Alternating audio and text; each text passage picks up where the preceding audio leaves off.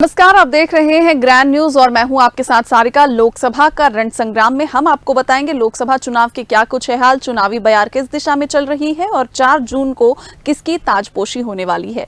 तो आज के मुद्दे की बात करें तो दुनिया के सबसे बड़े लोकतांत्रिक देश भारत में लोकतंत्र के सबसे बड़े पर्व लोकसभा चुनाव की तैयारी जोरों शोरों से चल रही है। तमाम राजनीतिक पार्टियां अपने घोषणा पत्र के जरिए जनता से तरह तरह के वादे कर रही है, मगर कुछ वादे कॉमन है जिन्हें लगभग हर पार्टी अपने एजेंडे में तरजीह दे रही है। मोदी सरकार के खिलाफ 26 राजनीतिक दल एकजुट होकर चुनाव लड़ रहे हैं और इस इंडिया गठबंधन ने रोजगार, महिलाएं, अग्निवीर, किसान, आरक्षण जैसे मुद्दों को ज्यादा तरजीह दी है। चलिए जानते हैं इंडिया गठबंधन की किस राजनीतिक दल ने क्या वादा किया और क्या है उसकी वजह। इन मुद्दों पर कांग्रेस का वादा। इंडिया गठबंधन की सबसे बड़ी पार्टी है कांग्रेस। कांग्रेस ने अपने घोषणा पत्र को न्याय पत्र का नाम दिया है। कांग्रेस ने युवाओं को पहली नौकरी देने की गारंटी दी है। कांग्रेस का कहना है कि उनकी सरकार सत्ता में आने पर युवाओं के लिए एक कानून बनाया जाएगा जिसके तहत 25 साल से कम उम्र के हर डिप्लोमा धारक या ग्रेजुएट छात्र को प्राइवेट या सरकारी कंपनी में काम दिया जाएगा। इस दौरान छात्र को हर साल 1 लाख रुपए मानदेय दिया जाएगा। साथ ही कांग्रेस ने अग्निपथ योजना को खत्म करने का बड़ा दावा भी किया है। उनकी सरकार बनती है तो सेना, नौसेना, वायुसेना, तट रक्षक में सामान्य भर्तियां शुरू की जाएंगी। इसके अलावा केंद्र सरकार में जो 30 लाख नौकरियों के पद हैं उन्हें भरा जाएगा। आंगनबाड़ी कार्यकर्ताओं की संख्या दोगुनी करके 14 लाख अतिरिक्त नौकरियों के अवसर पैदा किए जाएंगे। पार्टी ने SC, ST और OBC के लिए संविधान में संशोधन कर 50% आरक्षण की निर्धारित सीमा बढ़ाने का वादा भी किया है। कहीं कांग्रेस ने महिलाओं के लिए महालक्ष्मी योजना शुरू करने की बात कही है और इस योजना के तहत गरीब भारतीय परिवार को बिना शर्त हर साल 1 लाख रुपए दिए जाएंगे और ये रकम सीधे परिवार की सबसे बुजुर्ग महिला के खाते में ट्रांसफर किए जाएंगे। इसके अलावा कांग्रेस ने साल 2025 से केंद्र सरकार की आधी नौकरियां महिलाओं के लिए आरक्षित करने की बात कह दी है। साथ ही महिलाओं के खिलाफ बनाए गए कानूनों का सख्ती से लागू भी किए जाने की बात कही है। किसानों के लिए कांग्रेस ने स्वामीनाथन आयोग की सिफारिश के अनुसार MSP पर कानूनी गारंटी देने का वादा कर दिया है। SSP सीधे बैंक खाते में ट्रांसफर कर दी जाएगी और 5 साल के भीतर डेयरी और पोल्ट्री में उत्पादन दोगुना किया जाएगा और हर जिले में कृषि महाविद्यालय और पशु चिकित्सा महाविद्यालय बनाए जाएंगे। तो ये रही कांग्रेस के मैनिफेस्टो की बात जिसे न्याय पत्र का नाम दिया गया है। ये न्याय कितना काम आने वाला है लोकसभा चुनाव में, ये तो देखने वाली बात होगी। अब समाजवादी पार्टी के वादों की बात कर लें, इस पर नजर डालें तो सपा ने भी रोजगार, महिलाओं, अग्निवीर, किसान और आरक्षण जैसे मुद्दों को ज्यादा तरजीह दी है। किसानों की MSP पर कानून बनाने की गारंटी दी है। उनका कृषि संबंधी कर्ज माफ करने की बात कही है। किसान आयोग का गठन होगा। भूमिहीन और छोटे किसानों को हर महीने 5,000 रुपए की पेंशन मिलेगी। सपा ने महिलाओं को संसद और विधानसभा में 33% आरक्षण देने की बात कही है। दलित, पिछड़े और अल्पसंख्यक वर्ग की महिलाओं को उनकी संख्या के अनुपात में भागीदारी भी दी जाएगी।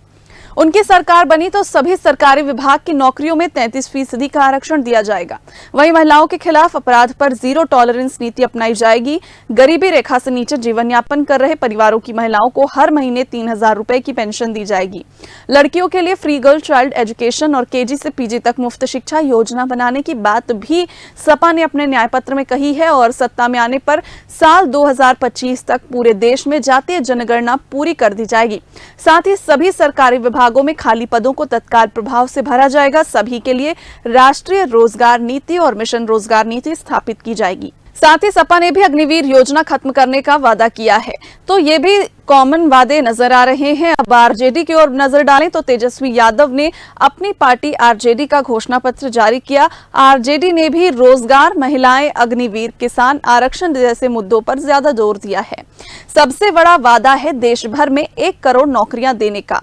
आगामी 15 अगस्त से सरकारी विभागों में खाली 30 लाख पदों को भरने का काम शुरू कर दिया जाएगा।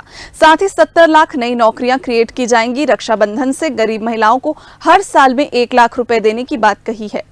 साथ ही 10 फसलों पर MSP लाने का वादा किया है। इंडिया गठबंधन सत्ता में आई तो RJD अग्निवीर योजना खत्म कर देगी। तमिलनाडु की तर्ज पर आरक्षण सीमा बढ़ा दी जाएगी। वहीं मंडल कमीशन की सभी सिफारिशों को लागू किया जाएगा। कांग्रेस हो, सपा हो या फिर RJD, कॉमन वादे तो सभी के घोषणा पत्र में हैं। अब आते हैं डीएमके की ओर, तो यहां पर इंडिया गठबंधन में डीएमके भी शामिल है। तमिलनाडु में सत्तारूढ़ पार्टी डीएमके ने अपने घोषणा पत्र में सत्ता में आने पर अग्निवीर योजना वापस लेकर भारतीय सशस्त्र बलों में स्थायी भर्ती सेवा फिर से शुरू किए जाने की बात, जातिवार जनगणना और गरीबी रेखा से नीचे रहने वाले लोगों से संबंधित जनगणना समेत हर 5 साल में जनसंख्या जनगणना कराए जाने की बात कही है। डीएमके ने कहा है कि एमएसपी के लिए स्वामीनाथन समिति की सिफारिशें लागू की जाएंगी। डीएमके ने घोषणा पत्र में महिलाओं से भी कई वादे किए हैं।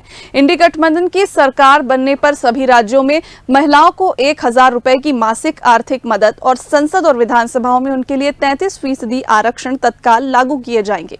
नौकरियों में भी महिलाओं को 33% आरक्षण देने की बात कही गई है। डीएमके के वादे में नई बात यह है कि देश भर में महिला स्वयं सहायता समूह को 10 लाख रुपए तक ब्याज मुक्त लोन और 1 लाख रुपए तक ब्याज मुक्त वाहन ऋण देने का वादा किया गया है। इतना ही नहीं, महिलाओं को मासिक धर्म के दौरान छुट्टी देने के संबंध में एक कानून बनाने पर भी विचार किया जाएगा। रोजगार आरक्षण जैसे मुद्दे कितने असरदार हैं? अब ये सवाल है कि आखिर इंडिया गठबंधन के तमाम दलों ने रोजगार, महिला, अग्निवीर, किसान आरक्षण जैसे मुद्दों पर इतनी तरजीह क्यों दी है और क्या है ये वादे असरदार कितने हैं? ये असल बात है कि इन सभी मुद्दों पर एनडीए सरकार कहीं न कहीं कमजोर रही है या विपक्ष की विपरीत विचारधारा है। देश के विकास के लिए भी ये मुद्दे अहम हैं, क्योंकि नरेंद्र मोदी सरकार की सेना में बहाली की अग्निपथ स्कीम शुरुआत से ही विवादास्पद रही है। विपक्ष लगातार इसका विरोध कर रहा है। कांग्रेस पार्टी का कहना है कि सेना में भर्ती को दूसरे क्षेत्रों में नौकरियों की तरह नहीं देखा जा सकता है, क्योंकि यह देश की सुरक्षा का सवाल है। देश की करीब आधी आबादी महिलाओं की है। बिना महिला को साथ लिए कोई भी समाज सक्षम नहीं हो सकता। लेकिन आज भी कुछ क्षेत्रों में महिलाओं को पुरुषों के समान बराबरी का हक या सम्मान नहीं मिलता है। जब जब महिला सशक्तिकरण का सवाल उठता है, तब तब समाज की ही कटघरे में खड़ा होता है। पुराने समय से चल रही पुरुष प्रधान परंपरा आज भी कुछ स्थानों पर कायम है। वर्तमान में कुल 28 राज्यों में केवल एक महिला मुख्यमंत्री है। ऐसे में महिलाओं की उन्नति के लिए अलग से सोचना आवश्यक है। किसानों की कर्ज माफी और एमएसपी पर गारंटी देने वाला कानून बनाने का वादा इंडिया गठबंधन के बड़े वादों में से एक है और ये किसान लंबे समय से मांग करते आए हैं। हाल ही में पंजाब के हजारों किसानों ने पंजाब हरियाणा बॉर्डर पर एमएसपी पर कानून की मांग को लेकर बड़ा धरना प्रदर्शन किया था। इससे पहले 2020 में भी दिल्ली के 5 बॉर्डरों पर किसान करीब 14 महीने तक धरना देते आए थे। ऐसे में घोषणा पत्र में रोजगार जैसे मुद्दों को तरजीह देना महत्वपूर्ण है। तो ये रही सभी बड़ी पार्टियों के घोषणा पत्र की बात, जिसमें इंडिया गठबंधन वाली पार्टियों के घोषणा पत्र में बहुत सारे वादे ऐसे हैं जो कि सभी पार्टियों में कॉमन है। तो देखने वाली बात यहाँ पर ये है, इंडिया वर्सेस एनडीए की लड़ाई है, जिसमें एनडीए की जो सभी पार्टियां हैं उसके अंतर्गत सबके घोषणा पत्र लगभग सिमिलर नजर आते हुए हैं। तो देखने वाली बात होगी कि एनडीए यहाँ पर बाजी कैसे मारती है। आप बात करते हैं लोकसभा चुनाव की। राज्य भर में 1 हफ्ते से भी कम समय बचा है प्रथम चरण के चुनाव के लिए। इसी बीच कर्नाटक बीजेपी नेता संजय पाटिल ने कांग्रेस नेता और राज्य की महिला और बाल विकास मंत्री लक्ष्मी हेबालकर को लेकर ऐसी टिप्पणी की है जिससे फिर से एक बार विवाद छिड़ गया है। पाटिल ने लक्ष्मी हेबालकर को रात में अच्छी नींद के लिए एक अतिरिक्त पैग लेने का सुझाव दिया है। बेलगावी में एक सभा में हेबालकर पर कटाक्ष करते हुए पूर्व बीजेपी विधायक संजय पाटिल ने कहा, मैंने कर्नाटक में 8 अलग-अलग क्षेत्रों में प्रभारी के रूप में काम किया है। बेलगावी में बड़ी संख्या में महिलाएं बीजेपी के समर्थन में सामने आ रही हैं, इसलिए मैं चाहता हूं कि मेरी बड़ी बहन नींद की गोली ले लें या अच्छी नींद पाने के लिए एक अतिरिक्त पैग लें। इस बयान पर कांग्रेस ने पलटवार किया है। उनके बयान के बाद कर्नाटक कांग्रेस ने बीजेपी पर निशाना साधा और कहा कि संजय पाटिल ने लक्ष्मी हेबालकर पर टिप्पणी करके पूरी महिला समुदाय को निशाना बनाया है और अपमानित किया है। पार्टी ने यह भी कहा कि बीजेपी का महिला विरोधी रवैया बढ़ता जा रहा है। कर्नाटक कांग्रेस ने सोशल मीडिया प्लेटफॉर्म एक्स पर कहा, जो कोई भी महिलाओं को इस तरह से दृष्टि से देखता है तो इसका मतलब है कि उसका पतन शुरू हो गया है। बीजेपी और जनता दल सेक्युलर पार्टियों का पतन शुरू हो गया है, इसलिए उनका महिला विरोधी रवैया बढ़ रहा है। कौरवों और रावण की तरह बीजेपी और जेडीएस का भी निश्चित रूप से विनाश होगा। अब आते हैं कर्नाटक में मतदान की। तो हेबालकर के बेटे मृणाल रविंद्र हेबालकर बीजेपी उम्मीदवार और कर्नाटक के पूर्व मुख्यमंत्री जगदीश शेट्टार के खिलाफ बेलगावी सीट से लोकसभा चुनाव लड़ रहे हैं। कर्नाटक के 28 लोकसभा सीट के लिए 2 चरणों में वोटिंग होगी। यहाँ 26 अप्रैल और फिर 7 मई को वोट डाले जाएंगे। वहीं चुनाव के नतीजे 4 जून को पूरे देश भर में आने वाले हैं। 2019 में बीजेपी ने यहाँ बाजी मारी थी। बता दें, कर्नाटक में कांग्रेस और एनडीए के बीच सीधा मुकाबला है। पिछले चुनाव में बीजेपी ने कर्नाटक में 25 सीटें जीती थी। वहीं कांग्रेस महज 1 सीट जीत सकी थी, वहीं 1 सीट जेडीएस के खाते में गई थी और 1 सीट अन्य ने जीती थी। तो चुनावी दौर है और बयान का दौर जारी है, वार पलटवार का दौर जारी है और देश की 2 बड़ी प्रमुख पार्टियां बीजेपी वर्सेस कांग्रेस बयानबाजी लगातार देखने को मिल रही है। अब आते हैं आगे, तो कांग्रेस के वरिष्ठ नेता पी चिदंबरम ने शनिवार को कहा कि उनकी पार्टी 2019 के लोकसभा चुनाव की तुलना में इस बार अधिक सीटें जीतेगी और अनुमान जताया कि इंडिया गठबंधन तमिलनाडु और केरल में शानदार जीत हासिल करेगा। चिदंबरम ने कहा कि न तो हिंदू धर्म न ही हिंदू किसी खतरे में है और मोदी को हिंदुओं का रक्षक के रूप में पेश करने के लिए समूचे विपक्ष को हिंदू विरोधी करार देना भारतीय जनता पार्टी की सोची समझी रणनीति है। पूर्व वित्त मंत्री ने यह भी कहा कि पश्चिम बंगाल के मुख्यमंत्री और तृणमूल कांग्रेस की प्रमुख ममता बनर्जी की इस चुनाव में अहम भूमिका है। राज्य में किला अभेद बनाए रखने की उनकी क्षमता इंडिया गठबंधन को मजबूती देगी। तमिलनाडु और केरल को लेकर दावा किया है चिदंबरम ने कि मैं सभी राज्यों के बारे में नहीं बोल सकता, मैं विश्वास के साथ कह सकता हूं कि इंडिया गठबंधन तमिलनाडु में शानदार जीत दर्ज करेगी। केरल में दोनों मोर्चे 20 सीट साझा करेंगे और बीजेपी के लिए एक भी सीट नहीं छोड़ेंगे।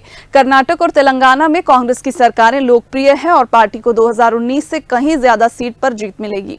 कांग्रेस ने 2019 के चुनाव में कुल 52 सीटों पर जीत दर्ज की थी। यूपी हरियाणा को लेकर भी उत्साहपूर्व केंद्रीय मंत्री ने चुनाव में कांग्रेस के बेहतर प्रदर्शन का उल्लेख करते हुए कहा कि हरियाणा, उत्तर प्रदेश, बिहार, झारखंड और दिल्ली में इंडिया गठबंधन के लिए उत्साहजनक रिपोर्ट है। कांग्रेस के वरिष्ठ नेता ने कहा कि प्रधानमंत्री नरेंद्र मोदी का विपक्षी दलों पर तुष्टीकरण की राजनीति करने का आरोप लगाना और उन्हें भारत को तोड़ने पर आमादा हिंदू विरोधी राजनीतिक नेताओं का समूह कहना लोकसभा चुनाव के लिए बीजेपी की रणनीति है। उन्होंने कहा ये पूरे विपक्ष को हिंदू विरोधी के रूप में चित्रित करने और हिंदुओं के रक्षक के रूप में नरेंद्र मोदी को पेश करने की बीजेपी की सोची समझी रणनीति है। हिंदू धर्म खतरे में नहीं है। नरेंद्र मोदी हिंदुओं से उस भय की कल्पना करने को कह रहे हैं जिसका कोई अस्तित्व नहीं है। तुष्टीकरण बीजेपी के अल्पसंख्यक विरोधी रुख का कूट शब्द है। वहीं उन्होंने ममता बनर्जी की तारीफ की है, कहा है कि इस चुनाव में क्या ममता बनर्जी की अहम भूमिका होगी। चिदंबरम ने कहा कि निसंदेह इस चुनाव में उनकी महत्वपूर्ण भूमिका है। पश्चिम बंगाल में किले को अभेद बनाए रखने की उनकी क्षमता इंडिया गठबंधन को मजबूती देगी। कांग्रेस के राज्यसभा सदस्य ने कहा कि कच्चातीवू का मुद्दा अब बंद हो गया है और सवाल किया कि यह मुद्दा उठाने के लिए बीजेपी ने चुनाव के नजदीक का समय क्यों चुना। उन्होंने कहा बीजेपी ने केवल आम लोगों का ध्यान भारतीय क्षेत्र पर कब्जा कर रहे चीनी सैनिकों से हटाने के लिए स्पष्ट रूप से राजनीतिक और चुनावी कारणों से इस मुद्दे को उठाया है।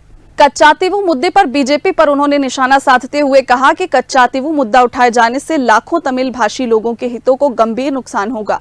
पूर्व केंद्रीय मंत्री ने पूछा, कच्चातीवू अब बंद हो चुका मुद्दा है, इस पर 50 साल पहले समझौता हुआ था। मोदी 2014 से प्रधानमंत्री के पद पर हैं। उन्होंने पिछले 10 वर्षों में यह मुद्दा क्यों नहीं उठाया। कहा यह मुद्दा अब इस तथ्य के आलोक में उठाया जा रहा है कि चीनी सैनिक भारतीय क्षेत्र पर कब्जा कर रहे हैं। हमारे कई गश्त बिंदुओं पर नहीं जाने दिया जा रहा है और चीनी अपने फायदे के लिए सीमा पर अपनी स्थिति को मजबूत कर रहे हैं। तो मैनिफेस्टो और बयानबाजी के बाद अब कांग्रेस अपने आप को यहां पर हिंदुओं का विरोधी नहीं होने का दावा करती नजर आ रही है। तो लोकसभा चुनाव के जो हाल है वो अलग अलग दिशा में ना जाकर इंडिया वर्सेस एनडीए होते नजर आ रहे हैं। तो हमारे इस खास कार्यक्रम लोकसभा का रणसंग्राम 2024 में फिलहाल इतना ही। मुझे दीजिए इजाजत, बने रहिए ग्रैंड न्यूज के साथ। नमस्कार।